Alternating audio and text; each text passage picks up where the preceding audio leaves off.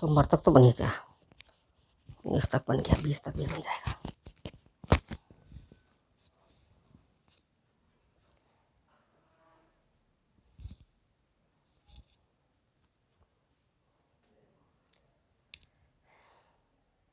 राधे राधे, जय श्री कृष्णा। आप सभी को मेरे इस YouTube चैनल पर हार्दिक स्वागत है, अभिनंदन है।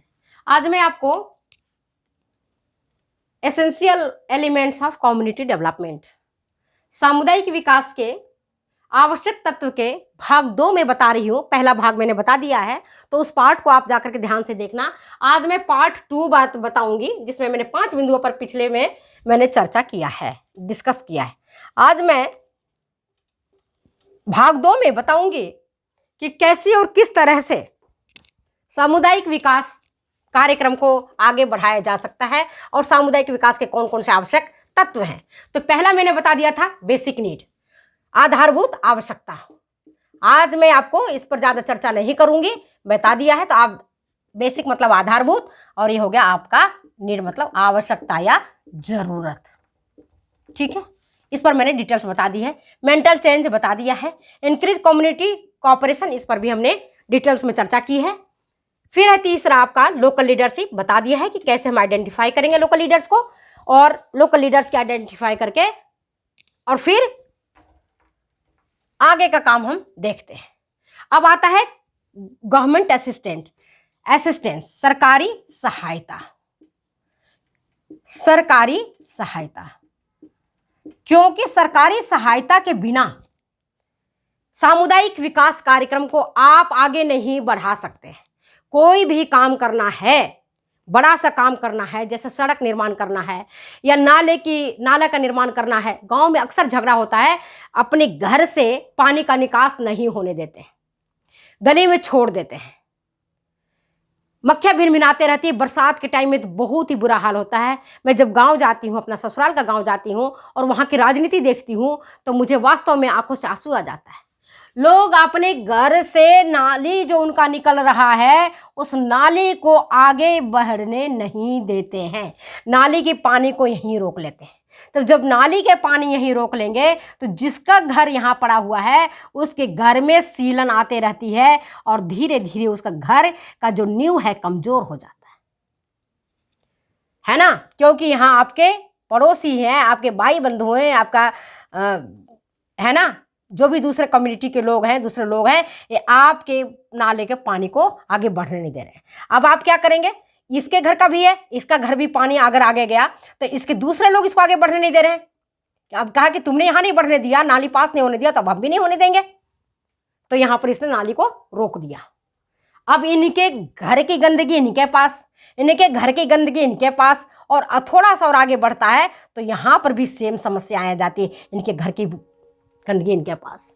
अब देखो चारों तरफ मक्खी भिनभिनाते रहता है, और जब नाली है जहाँ पर आपके जूठन गिरता है, जहाँ पर आप मल मूत्र का त्याग कर रहे हो, है ना, और अगर ये बाहर नहीं निष्कासित नहीं हो रहा है तो पूरा जो घर है वो सड़ांध हो जाता है, बदबू मारता है।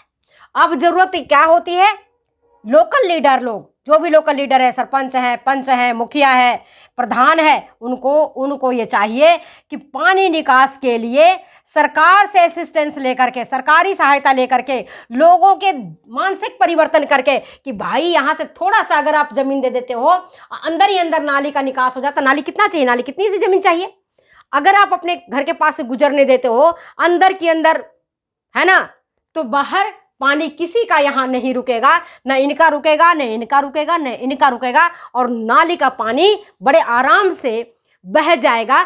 और फिर जब बह करके कहीं न कहीं जा करके, अब लोग कहते हैं कि कौन से खेत में बहाएं, हम तो अपना खेत बहाने के लिए नहीं देते हैं नाली, है ना, नाला हम अपने खेत में नहीं देंगे बहने के लिए।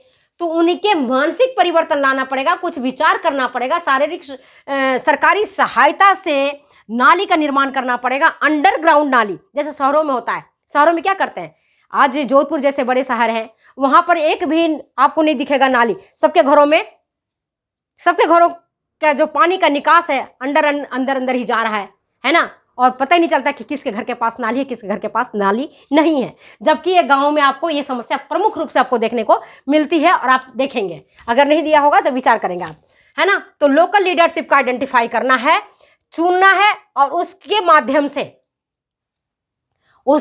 से सरकारी सहायता प्राप्त करनी है। उनको ले करके पहुंचाना है मुखिया के पास, प्रधान मिल करके जाएं, है ना, एमएलए के पास जाएं। एमएलए कौन होते हैं आपको पता ही, आप ही लोग चुनते हो, आप ही लोग एमएलए चुनते हो, आप ही लोग एमपी चुनते हो, चुनाव होता है ना। तो चुनाव में जो होता है उनके पास जाएंगे और अपनी गुहार लगाएंगे कि हमारे गांव में, हमारे कस्बे में हमारे इस तरह की समस्या चल रही है और उस आधारभूत समस्या के निदान के लिए हमें आपके द्वारा सरकारी सहायता की आवश्यकता है। ठीक है, तो सरकारी सहायता उनको मिल जाएगी। इसके बाद अच्छा, ये सब क्यों किया जाता है? अब देखो, राष्ट्रीय प्रोग्रेस के लिए, राष्ट्रीय प्रगति के लिए, राष्ट्रीय उन्नति के लिए। राष्ट्र क्या है? राष्ट्र कोई बाउंड्री वाल है क्या? नहीं। राष्ट्र क्या है? राष्ट्र हम ही हैं। हम ही राष्ट्र के संसाधन है, प्रमुख संसाधन है। अगर हम पढ़े लिखे होंगे, हम ज्ञानवान होंगे, हम बुद्धिमान होंगे, हम अपने पैरों पर खड़े रहेंगे, हम स्वावलंबी रहेंगे, हमारी अच्छी सोच होगी, तो हमारा राष्ट्र का अच्छा विकास होगा। अगर हम कमजोर होंगे, हम पागल होंगे, हम मेहनती नहीं होंगे, हम कामचोर होंगे, तो हमारा राष्ट्र भी कामचोर होगा। याद हो गया, है ना? तो नेशनल प्रोग्रेस समझ में आ गए। इसके बाद आता है डिटर्मिनेशन ऑफ पॉलिसीज। ये आपके स्तर की बात नहीं है, ये कम्युनिटी डेवलपमेंट के लिए एक नितांत आवश्यक तत्व है कि नीतियों का निर्धारण करना। जो अच्छे नेता होते हैं, अच्छे राजनेता होते हैं, वो नीतियों का निर्धारण करते हैं। अभी कुछ दिन पहले आपने देखा होगा, कुछ साल पहले आपने देखा होगा कि जब कोरोना का पहली लहर आया था, है ना, तो हमारे जो सरकार थी उसने ऐसी नीति बनाई कि लोग जो भूखे मर रहे थे, जो रोज कमा के खा रहे थे, उनको उन्होंने निःशुल्क अनाज वितरित किया। और जब देख रहे थे कि आने जाने का साधन नहीं था, तो गुहार लगाई जा रही थी कि जो जहां है वहीं ठहर जाएं। कोरोना का फैलाने के लिए एक स्टेट से दूसरे स्टेट ना जाएं, एक शहर से दूसरा शहर ना जाएं, एक गांव से दूसरे गांव नहीं जाएं। तो ये सब नीतियां बनाई गई, दवाइयां उपलब्ध कराने का प्रयास किया गया, और क्या किया गया? मास्क डिस्ट्रीब्यूशन किया गया लार्ज स्तर पर। ये गुजारिश की गई कि जो पैसे वाले लोग हैं, प्लीज गरीबों की सहायता करें। और सरकार के माध्यम से, सरकार के द्वारा गरीबों को निःशुल्क अनाज दिया गया। हमारी सरकारी नीतियों में आप देखते हो, अन्नपूर्णा रसोई चला गया, जहां 8 रुपए में भोजन मिलता था। गरीब 8 रुपया दे करके भोजन प्राप्त कर सकते थे। अन्नपूर्णा रसोई योजना, अंत्योदय योजना चलाया गया। किसके लिए? For the help of rural people. वैसे लोग जिनकी आर्थिक स्थिति कमजोर है, जो गरीबी से जी रहे हैं, जिनके पास दोनों टाइम खाने का अनाज नहीं है, उनके लिए सरकार के द्वारा निःशुल्क अनाज की पूर्ति की गई। तो ये कौन निर्धारित करता है? Determination policies. इसके लिए प्रशासनिक व्यवस्था की जाती है, कलेक्टर साहब खुद इसकी जायजा लेते हैं।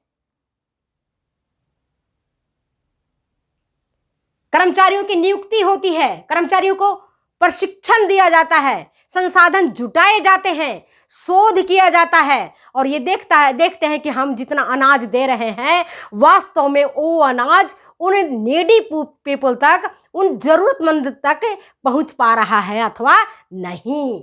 तो ये कर्मचारियों की भर्ती करना, उनको प्रशिक्षित करना, संसाधनों को जुटाना, ये सब जो है डिटर्मिनेशन ऑफ पॉलिसीज के अंतर्गत, नीतियों के निर्धारण के अंतर्गत आता है।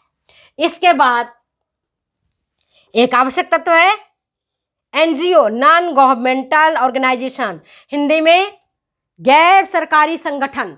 कई लोग ऐसे हैं जो गैर सरकारी संगठन के अंतर्गत लोगों को असिस्ट करते हैं, मदद करते हैं, हेल्प करते हैं उनको काम को आगे बढ़ाने के लिए। तो सरकारी संगठनों, सरकार तो पैसा जुटाती है, नीतियों निर्धारण का काम करती है, और जो लोग है ना गैर सरकारी हैं, गैर सरकारी संगठन के माध्यम से हेल्प लिया जाता है कि आप भी आकर के मदद कीजिए। बहुत सारे हैं गैर सरकारी संगठन जो आपकी मदद करती है इस चीज में, है ना। और इसके बाद आता है आपका, जो मैंने आपको बता दिया, पार्टिसिपेशन ऑफ विलेजर्स। सबसे महत्वपूर्ण तो यही है कि अगर ग्रामीण जनता ही पार्टिसिपेट नहीं करेगी तो किसके लिए काम करना है? काम भी किसके लिए करना है? अरे उन्हीं के लिए तो काम करना है, तो उनकी सहभागिता तो जरूरी है। उनकी, मान लो कि मैंने एक एग्जाम्पल बताया था कि एक नहर की खुदाई करनी है या सड़क बनाना है, तो सड़क बनाने के लिए क्या चाहिए? मजदूर चाहिए, नहीं चाहिए मजदूर? नहर खोदना है, मजदूर चाहिए। तालाब खोदना है, मजदूर चाहिए, नहीं चाहिए? बताइए, मजदूर चाहिए ना। तो जब मजदूर आपको चाहिए, है ना, तो ग्रामीण जनता जो कि बेरोजगार है, वो रोजगार की तलाश में शहर जाएगी, शहर जाएगा, शहर से कमा के आएगा। तो क्यों नहीं उन्हीं लोगों को रोजगार दिया जाए, उनको ही एक नियत मजदूरी दिया जाए, जो इसका नरेगा का नाम आपने सुना है ना। नरेगा में क्या है? नरेगा मजदूरों को लगाया जाता है कि भाई सड़क बना लो, आप नहर खोदना है तो नहर खोद दो, तालाब बनाना है तालाब बना दो। ये किसके लिए है? कि उनको भी रोजगार मिल जाए, और आप जो चाहते हैं कि सड़क बन जाए तो सड़क बन जाएगा, आप जो चाहते हो हो रहा है तो हो जाएगा। ठीक है, तो आज मैंने आपको आवश्यक तत्व बताया है एलिमेंट्स ऑफ कम्युनिटी डेवलपमेंट का। कि बेसिक नीड पहला है ना, जैसे याद कर लो बेटा, सोते सोते याद हो जाएगा। पहले क्यों कर रहे हैं हम अपना आइडेंटिफिकेशन करेंगे नीड की, हमारी क्या आवश्यकता है। दूसरा है हम लोगों के दिमाग में परिवर्तन करना, अपने दिमाग में परिवर्तन लाना। तीसरा है कम्युनिटी कोऑपरेशन को बढ़ाना, क्योंकि कम्युनिटी के लोग ही अड़ जाते हैं, नहीं करना मुझे, तालाब नहीं बनने देंगे, इधर से नाली निकलने नहीं देंगे, सड़क नहीं बनने देंगे, मेरे घर के पास से सड़क क्यों नहीं निकलेगा, उसके घर के पास से सड़क क्यों निकलेगा। तो उनकी सहयोग लेना है। इसके लिए हमें क्या करना है? लोकल लीडरशिप को आइडेंटिफाई करना है, पहचानना है कि लोग गांव में, कुछ लोग ऐसे इन्फ्लुएंसिंग होते हैं जिनकी बात को गांव वाले मानते हैं। अब पहले जमाने में भी आप जानते होंगे, देखते होंगे, आपकी भी शादी वगैरह हुआ होगा, तो अगर प्रभावशाली व्यक्ति आपके घर में आ गए होंगे, है ना, रिश्ता लेकर के, तो आपके मम्मी पापा मना नहीं करते। अरे वो डॉक्टर साहब आए थे बेटे का रिश्ता लेकर के, कैसे उनको मना करूं, उन्होंने ठीक ही लड़की देखा होगा, उन्होंने ठीक ही लड़का देखा होगा। ऐसे करके पहले जमाने में शादी ब्याह इसी तरह से होता था कि लोग इन्फ्लुएंसर लोगों को ले जाते थे, प्रभावशाली व्यक्तित्व वाले को ले जाते थे, प्रभुत्वशाली वाले को ले जाते थे कि भाई मेरे बेटे का ब्याह करना है, आप चलिए प्लीज, है ना। तो उनकी बात को मानते थे। लोकल लीडरशिप, गवर्नमेंट असिस्टेंस बता दिया, सरकारी सहायता आपको लेनी है, सरकार द्वारा बजट दिया जाता है कि आप अपने क्षेत्रों में विकास कीजिए, है ना। तो वो सरकार से सहायता प्राप्त करनी है।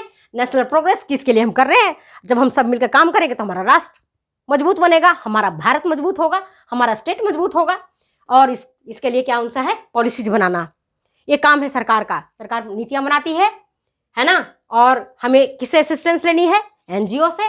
और हम किसकी सहभागिता से करनी है काम? विलेजर्स की। तो आज मैंने आपको सामुदायिक विकास के बारे में डिटेल से चर्चा किया है। अगर ये वीडियो आपको अच्छी लगती है तो प्लीज़ शेयर करें, कमेंट करें, सब्सक्राइब करें।